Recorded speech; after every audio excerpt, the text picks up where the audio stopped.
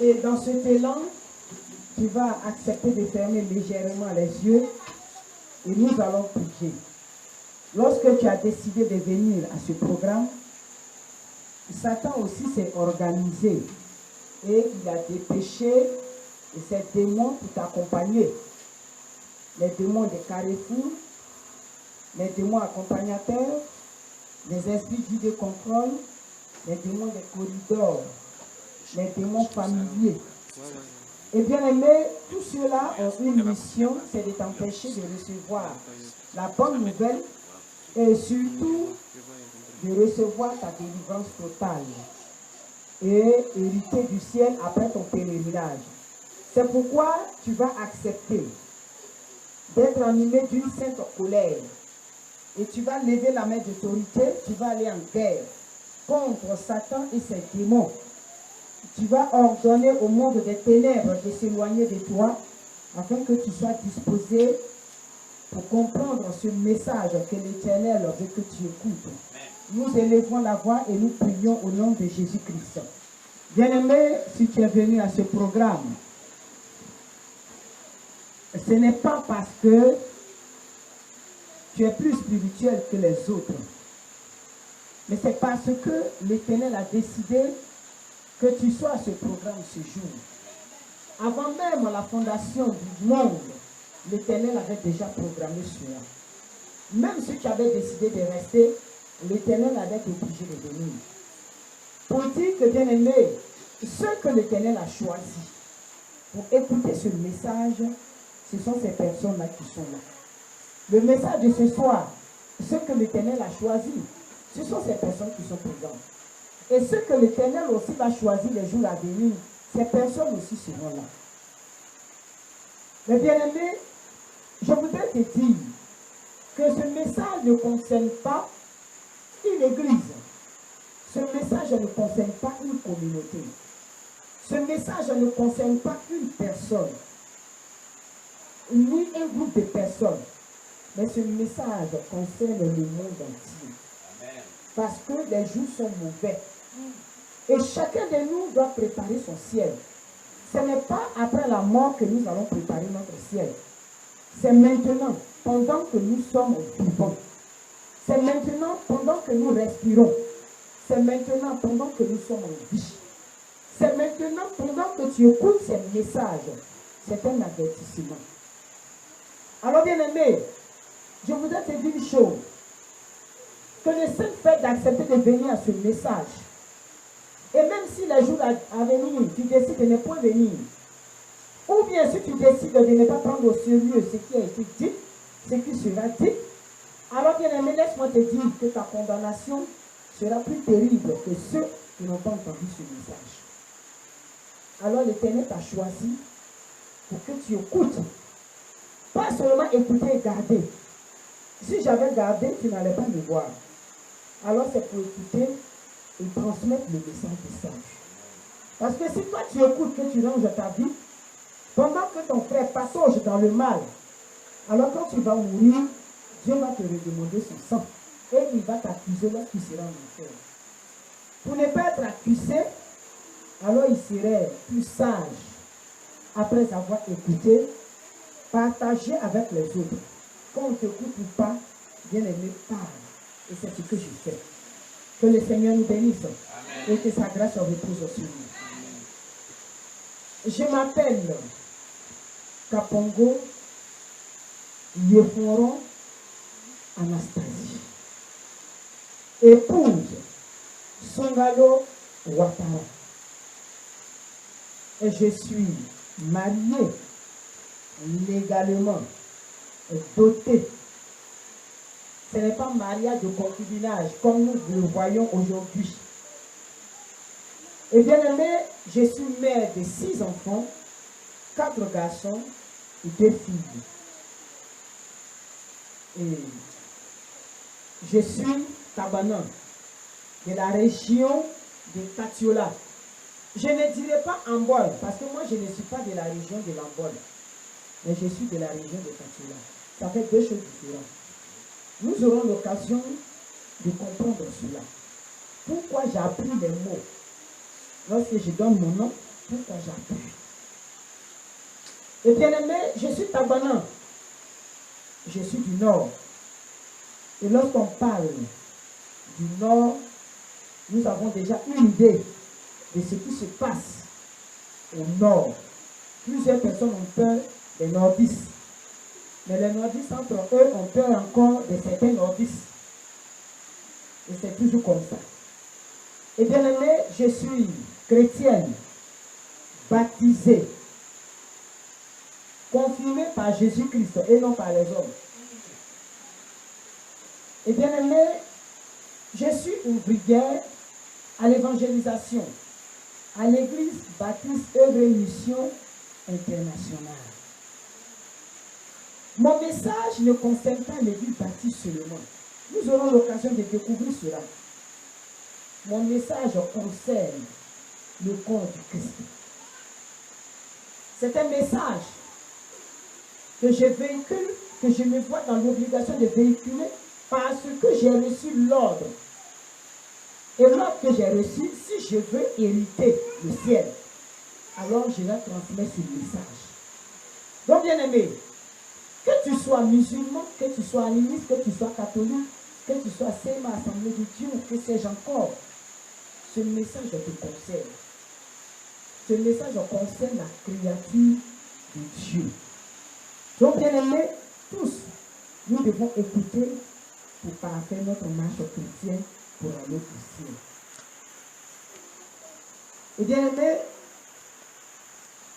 je voudrais aussi te dire que moi, Anastasie, je n'ai pas fréquenté. J'ai fréquenté un tout petit peu. Donc si tu constates que dans mon témoignage, ou du moins dans le témoignage de Jésus-Christ, je suis en train d'écorcher certains mots, ou bien la grand-mère bancale, s'il te plaît, ne tiens pas compte de cela, mais écoute plutôt le message, le contenu du message. Est-ce que ça peut arriver? Amen. Que le Seigneur nous bénisse. Amen. Nous allons, sans plus tarder, prendre nos Bibles et nous allons lire un passage dans le livre d'Ecclésiaste. Ecclésiaste chapitre 7, le verset 29. Et comme j'ai l'avantage du micro, je vais lire. Seulement, voici ce que j'ai trouvé. C'est que Dieu a fait les hommes droits, mais ils ont cherché beaucoup de détours. Bien-aimés, voici ce que la Bible dit. Dieu a fait les hommes droits. Dieu t'a créé droit, mais tu cherches beaucoup de détours. Et bien-aimé, le diable va amener les enfants de Dieu à chercher beaucoup de détours. Sauf le chemin qui mène au ciel. Et vous savez que l'Éternel, voyant que le monde est en danger, voyant que le diable et ses démons continuent encore de détruire la vie de ses enfants, alors l'Éternel va changer de stratégie et cette fois-ci, il va permettre que ses enfants eux-mêmes aillent visiter le ciel, l'enfer et venir témoigner pour dire que le ciel et l'enfer existent. Mais bien aimé, je vais te dire, moi pour ma part, et comme l'ange de Dieu a dit, va et dis-leur qu'on ne t'écoute pas ou qu'on t'écoute, alors transmettre le message.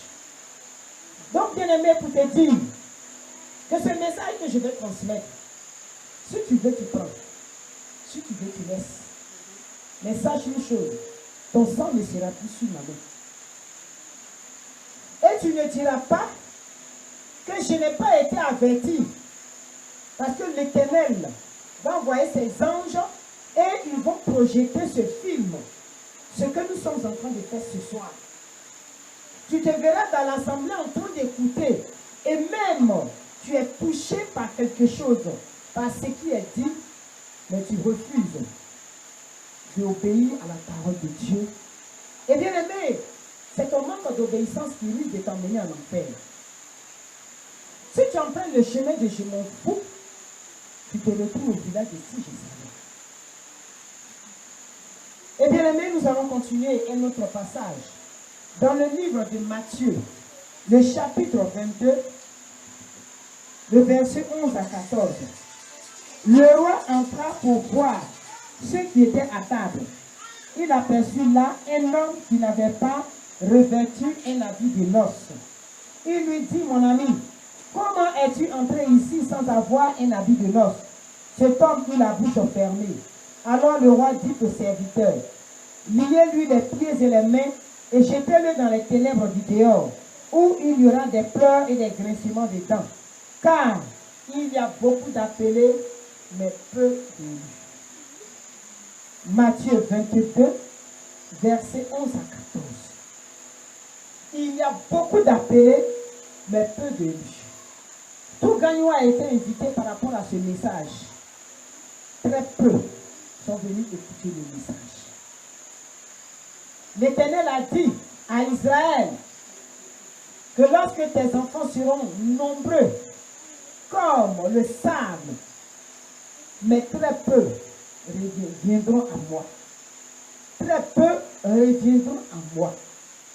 Bien-aimé, pour dire que le ciel est forcé, combien de personnes iront au ciel? Combien de personnes? Lorsque vous ouvrez le robinet, quand l'eau vient avec force, ou bien peut-être que vous avez déjà vu les tuyaux des sapeurs-pompiers lorsqu'ils sont en train d'éteindre le feu. Bien-aimé, la manière l'eau soit avec force, c'est de cette même manière que plusieurs vont en enfer avec force. Mais lorsque vous prenez une seringue dans laquelle se trouve un liquide d'antibiotique, et lorsqu'on pousse, c'est-à-dire le liquide sort goutte par goutte, lentement, mais sûrement. C'est comme ça, bien-aimé. Ceux qui sont pour le ciel vont au ciel. Alors, bien-aimé, compare et pose-toi la question, où es-tu? Sur le chemin de l'enfer ou sur le chemin du ciel? Bien-aimé, je faisais partie de ces personnes qui cherchaient les détours. Parce que mon père m'avait emmené à chercher les détours. Mais je ne vais pas d'abord rentrer dans ma consécration. Je voudrais vous parler d'abord de l'enfer. Vous savez, en tant qu'un enfant de Dieu, un véritable enfant de Dieu, nous disons que nous avons une vie de prière. Nous disons que nous avons une vie de jeûne. Nous disons que nous avons une vie de méditation de la parole de Dieu. Que nous sommes tout feu, tout flamme. Mais bien aimé, c'est ce que je me disais. C'est ce que je disais. Je disais que moi, si Jésus venait, alors je partais au ciel. Qu'il n'y avait pas de problème. Que je partais au ciel sans embouteillage. Mais bien aimé, qu'est-ce qui va se passer? Un soir, après avoir fini mes activités, j'étais dans ma chambre. Et comme tout bon chrétien, j'étais assise sur mon lit pour murmurer une petite prière d'une dizaine de minutes. Et je me disais que je venais de prier, que je devais me reposer. Et c'est en ce moment que l'Esprit de Dieu va me convaincre de prier. Mais bien aimé, c'était trop me demander. Je me disais que déjà j'ai prié, que ça suffisait pour la nuit. Et l'Esprit de Dieu va m'ordonner de me lever, de fléchir genoux et d'adorer Dieu. Bien aimé, j'ai lutté avec Dieu. Et j'ai fini par céder. Je vais accepter de fléchir genoux et je vais commencer par adorer Dieu. Mais lorsque j'ai commencé par adorer Dieu, quelque chose va se passer. Je vais constater que mon âme va commencer par sortir. Et je voyais le corps qui était là. Le corps qui ne bougeait plus. L'enveloppe charnelle. Ce qui était ma fierté. Mais j'ai vu que ça ne bougeait plus. Et bien aimé, je ne comprenais pas. Mais qu'est-ce qui se passe? Je ne pouvais pas aussi résister. Je ne pouvais pas empêcher cela. Je ne pouvais pas ouvrir les yeux. Mon corps ne pouvait pas bouger. Et je vais constater que j'étais dans un endroit que je ne connaissais pas. Je regarde à gauche, à droite. Tout est l'obscurité totale. Tout est ténèbres. Le noir. Bien-aimé, je ne savais pas. Je ne savais pas. Je ne connaissais pas cet endroit. Je ne pouvais même pas imaginer là où j'étais. Mais je vais comprendre quelques secondes plus tard que j'étais en enfer.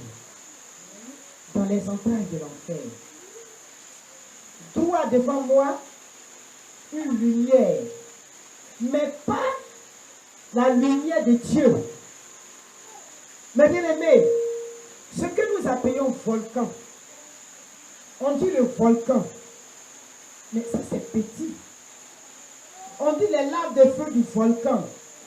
C'est petit par rapport à ce qui se trouve en enfer. Bien aimé, peut-être que vous avez déjà vu un immeuble en feu. Mais le feu que j'ai vu, bien aimé, même si c'est l'immeuble de CCIA, ou bien même de la CNPS au plateau qui est en feu, bien aimé, ça n'a rien à voir avec le feu de l'enfer. C'est petit. Comme on pouvait le dire, c'est monnaie.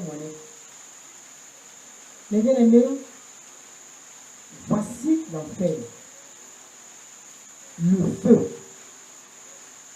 Et des cris, des pleurs. Mais j'ai dit, quand quelqu'un meurt, un cadavre qui est pourri, on dit ça sent. Ça c'est du parfum par rapport à l'odeur qui en enfer. C'est du parfum. Mais l'enfer dégage une odeur nauséabonde. Une très forte odeur, une mauvaise odeur. Une mauvaise odeur, très mauvaise odeur. Moi, personnellement, je ne conseille pas l'enfer à quelqu'un. Je ne souhaite même pas l'enfer à quelqu'un. Même à mon pire ennemi, et comme je n'ai pas d'ennemi, je ne souhaite pas l'enfer à la créature de l'Éternel. Je ne souhaite pas l'enfer. Bien-aimé, j'étais dans les enfers, en enfer. Et vous savez, bien-aimé, plusieurs personnes en train de pleurer. Plusieurs personnes en train de crier. Et c'est en ce moment que je vais comprendre que vraiment, c'était tard pour moi. Que je ne pouvais plus rien faire. Mais qu'est-ce qui va se passer? Quand j'ai commencé par pleurer, alors l'Éternel va faire la main comme ça. Donc j'ai vu une main, et quand il a fait la main, l'écran placement est venu aujourd'hui. C'est venu hier. Alors, un écran placement va apparaître devant moi. Tout ce que j'ai fait, depuis l'âge de la conscience, depuis mon enfance, quand on m'envoyait, va m'acheter ça, je dis je ne vais pas. On prépare la sauce, je mets la main dedans. On prépare le repas, je mets dedans. Je vois la crêpe à l'école, les ardoises de mes camarades. Bien-aimés, tout ce que nous avons l'habitude d'appeler petit péché, tout m'avait rattrapé. Et je regardais tous ces scènes jusqu'à ce que je sois une ouvrière. Bien-aimé, jusqu'à ce que je sois une ouvrière. Pour te dire que ce n'est pas le fait d'être baptisé qui dit que toi tu iras au ciel. Non, c'est pas ça. Si tu n'as pas accepté Jésus et que tu es baptisé, bien aimé, laisse-moi te dire que tu allais te laver dans une piscine. Point. Ça me fait mal parce que le peuple de Dieu ne connaît pas le sens du baptême. Ça me fait très mal. Mais comme nous ne sommes pas au niveau du baptême, alors je vais continuer. Mais bien aimé, quand j'ai vu tout cela, je vais commencer par pleurer. Mais ceux qui étaient devant moi, ces personnes que je voyais, ça c'était pas mon problème. Mais bien aimé, en enfer, il y a plus de femmes que d'hommes. 80% femmes, 15% la jeunesse, c'est-à-dire les enfants, depuis l'âge de la conscience, 5% les hommes. Bien aimé, je vais te dire une chose. Quand on parle de l'enfer, l'enfer est une réalité. Si tu veux, tu prends. Si tu veux, tu laisses. Ceux qui étaient en enfer, qui criaient, qui pleuraient, ceux que je voyais, mes connaissances et autres, ça, c'était pas mon problème. En enfer, c'est chacun pour soi. Chacun. Même si tu es là-bas avec ton enfant va te maudire. Parce que tes enfants maudissaient leur mère. Des enfants maudissaient leur père. À cause de ce qu'ils n'ont pas été éduqués selon la parole de Dieu. Bien-aimé, celui que tu as trimballé en enfer, si toi tu n'as pas accepté Jésus, t'attends là-bas. Tu vas en enfer, vous allez vous bagarrer d'éternité en éternité, sans fin. Ils sont là-bas, ils t'attendent. Les enfants aussi que tu as avortés, ils sont là-bas avec des pierres. Ils sont au ciel, mais ils sont entre l'enfer et le ciel pour t'empêcher de rentrer au ciel. Bien-aimé, l'enfer est une réalité. Mais tout ça, ce n'était pas mon problème. Mon problème, c'était moi-même. Mais à côté de moi, il y avait deux âmes. Deux personnes. Et ces deux personnes, je les ai observées. Leur condamnation. La première personne qui était plus proche de moi, cette personne a été condamnée à tirer des liasses de billets de banque, c'est-à-dire des conteneurs, plusieurs conteneurs des liasses de billets de banque que ces personnes devaient tirer. Ça, c'est leur punition. C'est-à-dire, bien aimé, ce qui te domine ici te rattrape en enfer. Si tu aimes l'argent, alors tu vas tirer les conteneurs des liasses de billets de banque. Ou bien, tu vas recevoir des aiguilles sur le visage. Donc, bien aimé, c'est à toi de choisir. Et ce dernier tirait des liasses de billets de banque. Beaucoup d'argent. Et bien aimé, sa tenue vestimentaire était déchiquetée. Vous allez m'excuser. Si vous trouvez que pendant les témoignages, je suis cru dans mes propos, je me vois dans l'obligation de te dire la vérité. Bien aimé, en enfer, il n'y a pas caleçon. Ça, je te le dis. Même si on a porté caleçon au cadavre, ton âme ne va pas porter caleçon. Donc, ces âmes n'avaient pas porté caleçon. Et ces âmes devaient tirer les liasses de billets de banque. Et la deuxième personne qui était à côté, là, c'était des conteneurs des voitures de luxe, des engins de luxe. Bien aimé, ces personnes qui aiment les voitures, les motos, les vélos, les berlines, les 4x4, les BMW. Tu vois celui qui est à côté qui souffre, mais tu préfères prendre cet argent pour payer ta voiture et laisser mourir ces personnes. Tu aimes l'argent plus que Dieu. Nous aurons l'occasion de découvrir cela quand nous allons parler de la dîme, des offrandes, des dons et de la tontine. Tu vas trimballer le conteneur de liasses de billets de banque.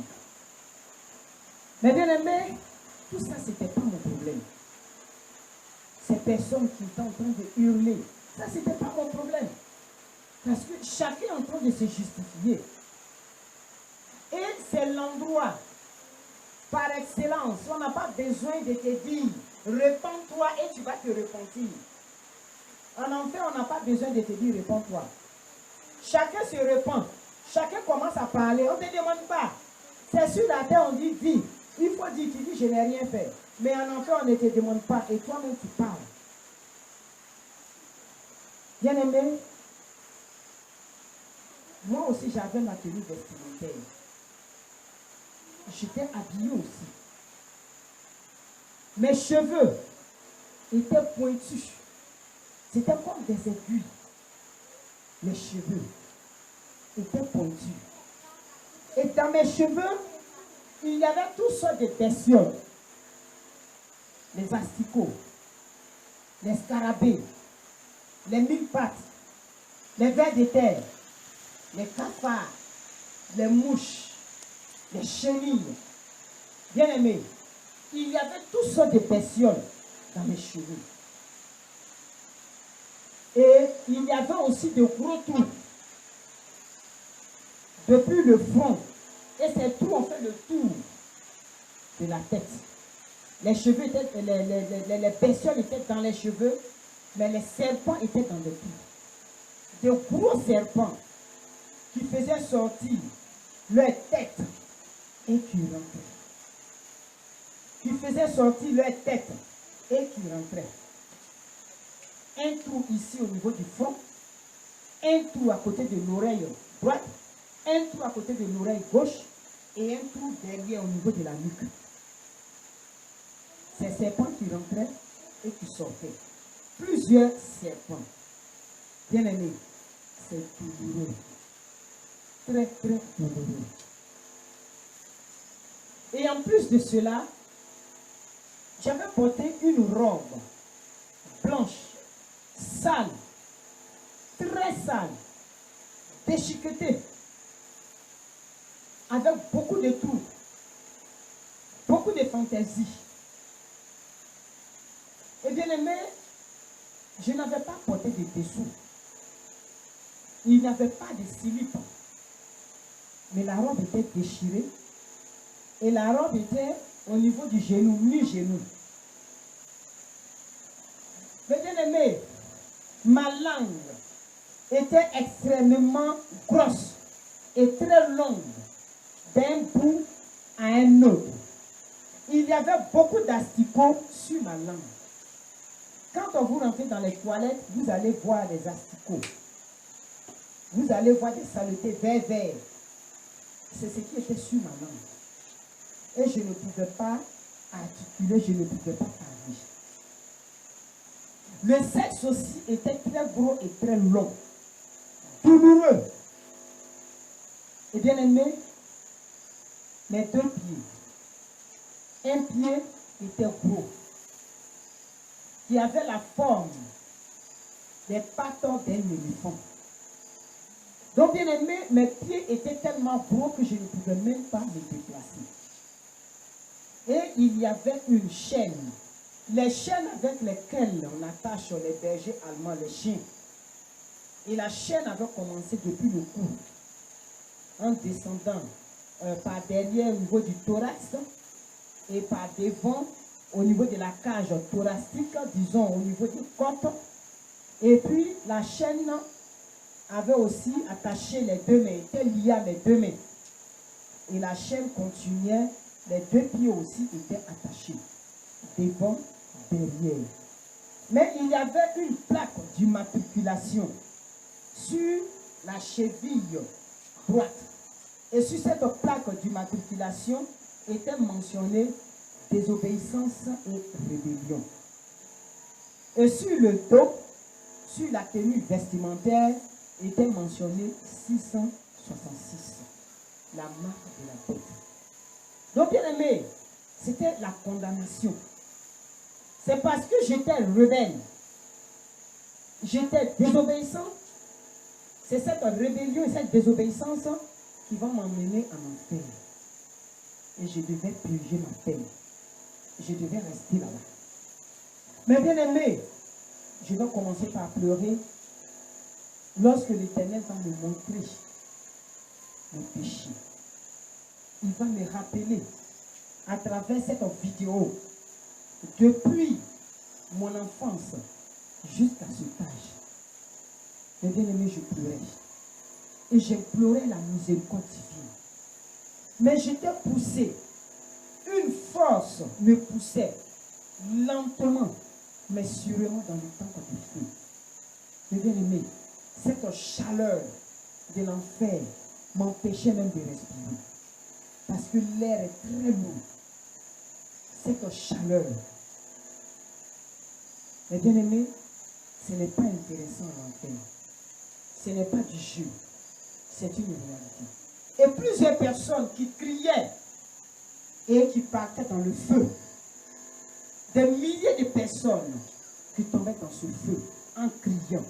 Et quand bien même elles sont dans ce feu, ces personnes sont en train de pleurer. Implorer la miséricorde de Dieu. Mais toujours, les anges de l'Éternel vont leur rappeler, vous avez eu le temps, vous avez été avertis. Mais bien aimé, chacun purgeait sa peine. Chacun purgeait sa peine. Moi, j'étais en train de pleurer et j'ai dit à l'Éternel, accorde-moi une petite chance, une dernière chance, si minuscule soit-elle, je veux aller réparer mon tort. Ce que tu m'as montré, j'ai vu, je suis convaincu que j'ai fait cela, que j'ai péché. Mais je vais aller réparer mon tort. Je pleurais, j'implorais la miséricorde de Dieu. Mais bien aimé, c'est en ce moment que je vais voir une petite lumière, si petite soit-elle, comme le bout d'une aiguille. Et je continue encore par implorer la miséricorde de Dieu, pour demander cette grâce exceptionnelle, pour venir témoigner, pour dire que l'enfer existe. Bien aimé, je n'ai pas dit que j'ai vu, mais j'ai dit que j'ai vécu. J'ai ressenti cette frayeur, cette douleur. J'ai pleuré, j'en ai souffert. Ce petit temps était pour moi une éternité. Et bien aimé, je vais me retrouver devant des bureaux. Et je vais constater qu'une maman est en train de prier. Et elle priait, elle implorait la miséricorde de Dieu. Et je vais entendre de sa bouche, Éternel, donne la vie à Anastasie. Donne-lui la vie. Et permet qu'elle vive, qu'elle abandonne ses mauvais actes. Et permet qu'elle soit sauvée. Cette maman qui était en train de prier. Mais bien aimé, quand j'ai véritablement accepté le Seigneur, je suis allé chez cette mère. Je l'ai cherchée, je l'ai retrouvée. Et quand je lui ai demandé si elle me connaissait, elle a dit non. Et je lui ai demandé, mais est-ce qu'elle n'a jamais entendu le nom Anastasie? Elle a dit non, qu'elle ne connaît même pas d'Anastasie. Et je vais lui rendre ce témoignage. Et elle va me dire que je me rappelle, parce que je priais beaucoup pour les mystiques, pour les sataniques, pour les spirites. Je priais beaucoup pour eux. Et voilà pourquoi l'Éternel aussi va se souvenir de toi. Tu étais là, à cette époque-là, au bon endroit. Voilà pourquoi aujourd'hui tu es encore parmi nous. Et bien aimé, cette maman, comme je le disais, elle était dans son bureau et elle priait. Et je vais continuer. Je vais me retrouver devant une résidence. J'étais accompagnée par un ange. Parce que j'ai fait la promesse à l'Éternel. J'étais accompagnée par un ange. Et lorsque nous sommes arrivés devant cette résidence, une maison vraiment très belle, bien aimé, ce que nous appelons ici les palais présidentiels, la maison blanche, mais ce sont les déchets du ciel. J'ai dit, ce sont les déchets du ciel. Ce sont les déchets du paradis. Moi, personnellement, je ne peux pas vous décrire la beauté du ciel. Bien-aimé, je ne peux pas te raconter cela. Dire que le ciel est tellement beau, ça suffit. ça ne se rapporte pas. Je voudrais seulement t'encourager à faire un effort pour vivre au ciel. Le ciel est tellement beau. Je n'ai pas encore découvert un mot dans le dictionnaire qui va qualifier la beauté du ciel. Amen. Le ciel est tellement beau. Et bien aimé, j'étais avec cet ange et nous étions devant cette résidence. Et autour de cette résidence, des fleurs qui respirent la joie, qui respirent la paix, qui respirent l'amour, qui respirent la vie. Je n'ai jamais vu ces fleurs sur cette terre des hommes. Bien aimé, quand tu regardes même la fleur, tu sais que la fleur est contente. Quand tu regardes la fleur, tu sais que la fleur est contente. Et la fleur dégage un parfum agréable, un parfum pas possible. Et je regardais ces fleurs qui étaient en joie. Ces fleurs qui étaient autour de cette résidence. Et une femme était devant la résidence. Et cette femme avait une clé en or, une grosse clé. La résidence était clôturée. Et à l'intérieur, étant dehors, je voyais les anges à l'intérieur. Les anges qui se déplaçaient en une vitesse éclair. Les anges qui venaient prendre les supplications des enfants de Dieu. Et qui partaient dans le laboratoire de Dieu pour examiner tous ces dossiers. Et à certains, ils venaient donner l'exaucement rapide. Donc des anges qui revenaient avec l'exaucement pour donner. Bien aimé, des anges qui travaillent d'arrache-pied et qui se déplacent à une vitesse éclair. Je voyais ces anges. Mais bien aimé, ces anges aussi qui sont beaux, qui sont belles. Parce que moi j'ai dit les deux. Qui sont beaux, qui sont belles. Des anges souriants. Il n'y a pas de mauvaise humeur au ciel. Non, pas de mauvaise humeur. La joie, le sourire. Et l'ange qui était à côté, il va me dire, Anastasie, tu vois, cette maison, je dis oui. Il dit, elle est belle, n'est-ce pas? Je dis oui, elle est très belle. Il dit, c'est ta maison. J'ai dit, en bon, c'est ta maison. Si tu répares tout ce que tu as gâté, alors, quand tu auras fini, elle t'appartient cette maison. Si tu la mérites. Alors, bien aimé, j'ai dit, mais personne ne va m'écouter. Il dit, va. Dis-leur la vérité. Bien aimé, je ne me rappelle pas qu'étant au ciel, j'avais soif ou que j'avais faim. Je ne me rappelais même pas que j'avais de la famille. Alors qu'en enfer, j'avais chaud, j'avais soif. Mais bien aimé, je me suis approché de cette femme et je voulais prendre la clé. J'ai dit, donne-moi ma clé, parce que cette maison m'appartient. Il va me dire, non, ne la touche pas. Va et dis-leur que c'est comme ça que vous devez vous vêtir. Et j'ai dit en moi, j'ai dit, personne ne va m'écouter. Il dit, va. Dis-leur que tu avais menti et que maintenant tu viens dire la vérité. Qu'on t'écoute ou qu'on ne t'écoute pas. Transmets le message. Et quand tu auras fini, si tu mérites dans cette maison, alors elle t'appartient. Je dis non, je n'irai nulle part. Il dit dehors. Alors bien aimé, lorsque l'ange a ouvert la bouche pour dire dehors, le vent qui est sorti de sa bouche va me propulser. Et je vais me retrouver sur les marches, les escaliers, et je montais. J'ai dit c'est fini. Anastasie est compliquée, elle est difficile, notre responsable nous fatigue trop, maman même nous fatigue trop, mon épouse me fatigue. C'est fini. c'est fini, je ne vais plus fatiguer quelqu'un. Moi, je m'en vais. C'est ce que j'étais en train de dire lorsque je montais les escaliers. Mais bien aimé, quelque chose va attirer mon attention. Et quand j'ai baissé la tête, je vais voir une jeune fille sur la terre qui pleurait sur le corps de son père.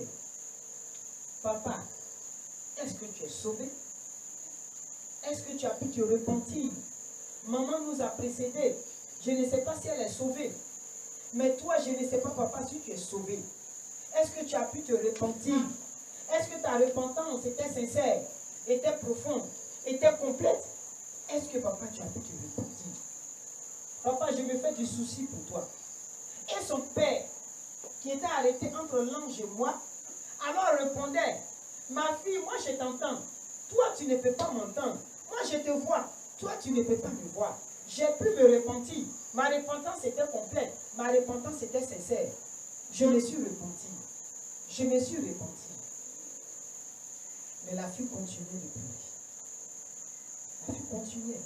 Mais bien aimé, ce n'était pas ça mon problème. C'était pas ça. Mais mon problème, et c'est que moi, je voulais cette tenue vestimentaire qui était accrochée au mur. Je suis arrivée avec l'ange. Et je voulais prendre la robe. Il dit non, ne la touche pas. J'ai dit mais c'est ma robe. Il dit oui, c'est ta robe. Elle a été cousue à ta taille. C'est pour toi. Mais je te dis, va transmettre le message. Quand tu auras fini, alors tu prendras cette robe. Et si tu la mérites. Je dis non, je n'irai nulle part. Je veux cette robe, je veux rester ici. Je veux cette robe, je veux la porter. Il dit non, j'ai dit je veux cette robe. Et il va me dire dehors. Le vent va encore me propulser. Et cette fois-ci, je marchais sur le sable et la poudre d'or. Le sable du ciel, c'est la poudre d'or. Tout était de l'or. De l'or. Et je marchais. Je marchais. Et des anges étaient à gauche, à ma gauche et à ma droite. Des milliers d'anges qui chantaient. Mais bien aimé, la manière les anges ont chanté ce cantique, ils avaient des trompettes à la bouche, c'était des guitares. Mais bien aimé, je n'ai jamais entendu cette mélodie sur la terre. Mais le cantique qu'on chante ici, vraiment, c'est pas intéressant. Ce cantique que tout le monde connaît. Je m'en allais dans le silence. Je m'en allais sans aucun guide. C'est ce cantique-là que les anges venaient chanter. Alléluia.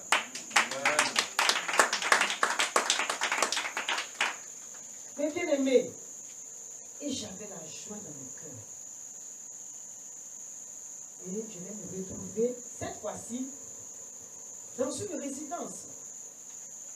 Et j'étais toujours accompagné de cet ange. Et je voyais les anges de Dieu qui s'étaient passés à une vitesse éclair. Donc je les regardais, je tournais la tête à tout moment, je les regardais partir, ils partaient, ils revenaient, ils partaient, ils revenaient. Ils partaient déposer les supplications et les exaucements, ils venaient avec les supplications.